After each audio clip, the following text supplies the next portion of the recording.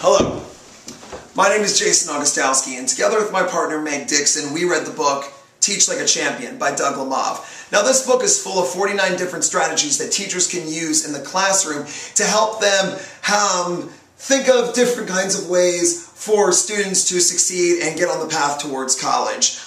Such examples include how to build a strong sense of community in the classroom, how to make assessments, how to plan and deliver lessons, how to call on students, how to manage their behavior, things like that. Now, when we were reading this book, Meg and I had a lot of different feelings about what we liked and what we didn't like with the techniques. So over the next 10 minutes, we're going to show you 4 techniques that we really enjoyed and 4 that we felt that we could improve on in our own classrooms. For the 4 that we felt we could improve, we are going to also show you the way that we would change the way the original technique was written to incorporate it in our own classrooms. And we hope you find this useful and that you enjoy our video.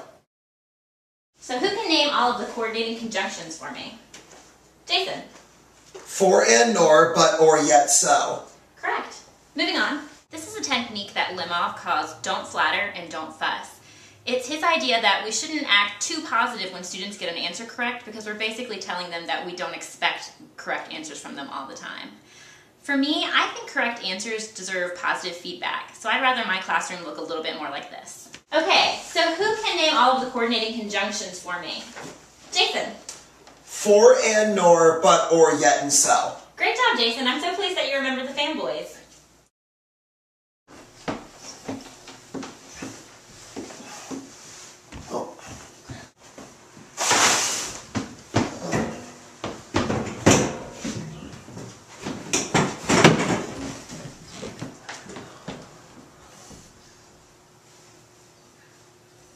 For this strategy, which is called Make a Map, Lemov suggests that before the students even enter the room, that you've really constructed your classroom in a way where you can successfully walk around to talk to all the students, which I think is a great thing. He suggests a pattern that's similar to like this, which I think is maybe a little too symmetrical and too traditional, but I do agree that there should be aisles and alleyways where you can get to every single student's desk without fail. That first example, as you can see, I was getting all tripped up and it was really hard for me to get to Meg and explain to her what I needed to. This next example is going to show you what a more successful classroom would be set up to look like.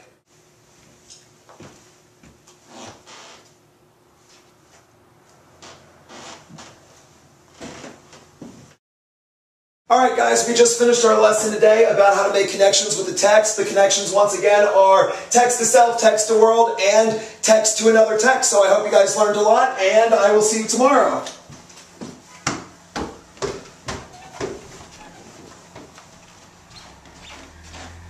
So as you can just see, I kind of just ended the class with summing up what we learned, but the students didn't have to do anything with that information, so they were kind of just left to sit there with just kind of like a whatever moment, like, so what? Why is this important? In the next clip you're about to see, instead, I give them an exit slip to fill out. Something that's just real quick that I can use as data to check their understanding later. This is a strategy called exit tickets that Lemov includes in his book that I really enjoyed.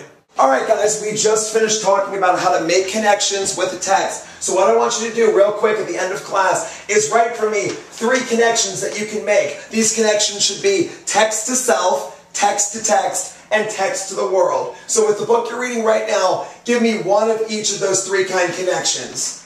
Thank you, Mr. Augustowski.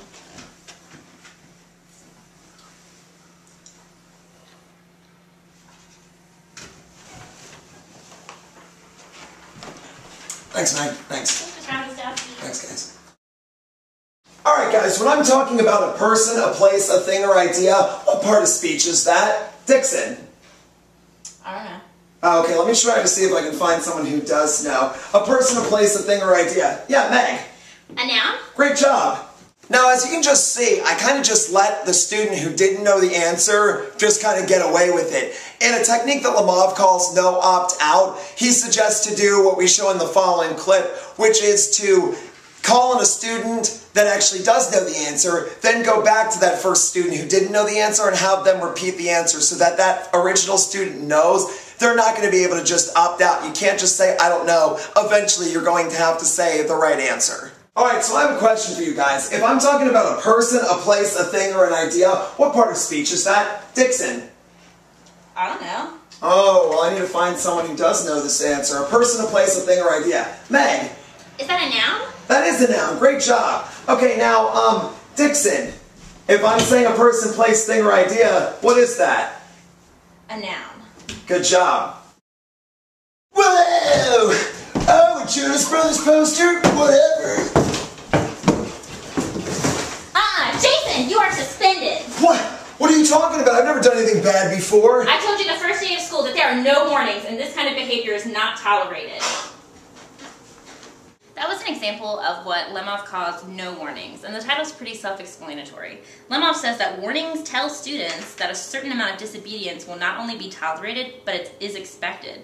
He also says giving warnings is counterproductive. In my classroom, I don't think I'm going to expect students to be perfect all the time. I think a second chance is always pretty appropriate. So I prefer my classroom to look a little bit more like this second take. Jonas Brothers, whatever. Jason, please take your seat and stop messing with the posters in the room, okay? But they stink. Go ahead and sit down. Go ahead and sit down. Okay, so one of the things we learned about in our Patrick Henry unit. Jason, can I see your slants, please? One of the things that we talked about was the different ways that he appeals to the emotions of the audience, especially with his last line, give me liberty or give me death. Jason. Good job, Jason. The technique that we just showed you has to do with what Lemov calls slants, and it's 5 key behaviors that he asks all students to do while he's speaking, and that's sit up, listen, ask and answer questions, nod your head, track the speaker, and smile. I think that's maybe a little too extreme. I don't really expect my students to be constantly smiling and constantly nodding at me while I'm speaking. So here's an example of a student who's still listening, but, is doing it naturally. So as we continue in our Patrick Henry unit, one thing that I do want to talk about is how he appeals to the emotion of his audience, especially with the give me liberty or give me death speech. Morning, Sup, Dixon? Jason, your handshake's feeling a little weak today. What I want you to do is go ahead, tuck your shirt in, address me in a more appropriate way than what's up, and go ahead to the back of the line and try it one more time. Okay? The technique you just watched is something that Lemov calls the threshold. And I like the idea of it. It's all about, starting at the door of your classroom, sort of setting the tone for the day and greeting your students personally. But Lemov suggests that you make sure that their handshake is really firm, that their shirts are tucked in, that everything looks okay, and that they greet you, good morning, Miss Dixon, or whatever. And I just don't think that sort of formality is necessary. So this is going to be our adaptation to it. It's a little less formal. Good morning, Jason. What's up, Miss Dixon? How are you? I like your hats today. Oh, thank you. Guys, I don't understand why we still don't know our parts of speech. We don't know what nouns or verbs or adjectives are. We've been talking about this for so long. What I'm going to need you guys to do today is just read your English textbooks. You need to look at the chapter and memorize all the definitions for the parts of speech so that you know them. In the last clip that you just saw, I was just expecting the students to memorize things, and I wasn't really understanding or giving any effort to helping them understand the material any better. And the next technique, which Lemov calls Vegas, I incorporate a little bit of pizzazz into the lesson to get the students re-engaged in the material and get them to actually want to learn what we're talking about in a fun and exciting way that we can also, once it's over, just kind of stop and smoothly transition right back into the lesson without tons of distractions going on around it. Alright guys, I've noticed that we haven't really been able to get parts of speech down too well, so I'm going to play you a real quick little song that's going to get us thinking about parts of speech, and it's going to really get us to remember the different kinds of parts of speech there are in a sentence. A noun is a person, place, or thing, or it could also be an idea. So these are some of the main ideas that Jason and I took away from Lemov's Teach Like a Champion. I think that if you do decide to read this book, and you should because it has a lot of great basics and a lot of great information that maybe you wouldn't think about that's really helpful. But I think you need to keep in mind to take it with a grain of salt and always remember to translate these ideas into your style and to think about what you feel comfortable doing.